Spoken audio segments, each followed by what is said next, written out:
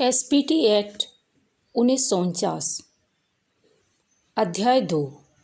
अध्याय 2 के अंतर्गत 5 से 11 धाराएं आते हैं। धारा 5 के अंतर्गत ग्राम प्रधान की नियुक्ति से संबंधित जानकारी मिलती है।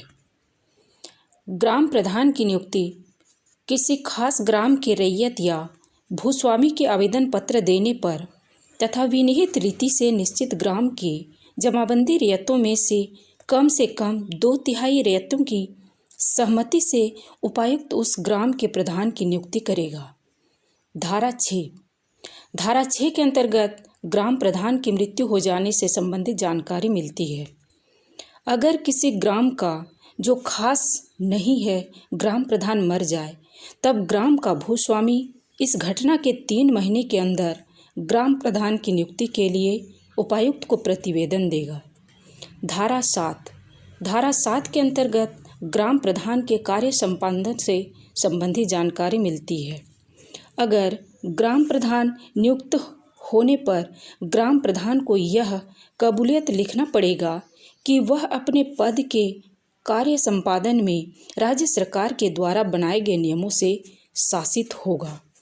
धारा 8 में ग्राम प्रधान के उत्तराधिकारी संबंधित जानकारी मिलती है।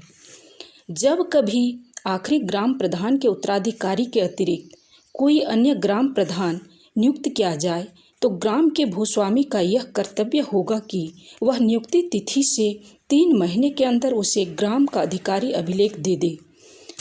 धारा 9 के अंतर्गत ग्राम प्रधान को पदांतरण संबंधित अधिकार दिया गया है, लेकिन धारा 9 में यह कहा गया है कि ग्राम प्रधान को पदांतरण का किसी प्रकार का अधिकार नहीं होगा। धारा 10 के अंतर्गत मूल रैयत या सह रैयत की अपरावर्तनीय रैयती जोत संबंधी जानकारी दी गई है।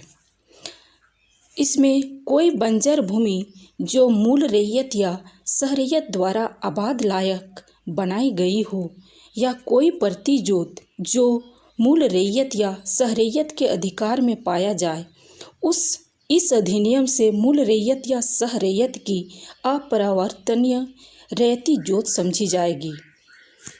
धारा 11 में ग्राम प्रधान द्वारा मूल रैयतों और रैयतों से वसूले गए जुर्माना संबंधित जानकारी मिलती है।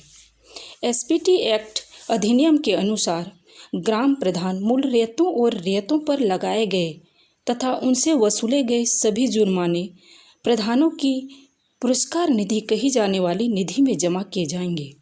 इसका व्यय उपायुक्त के निर्देश से होगा। धन्यवाद।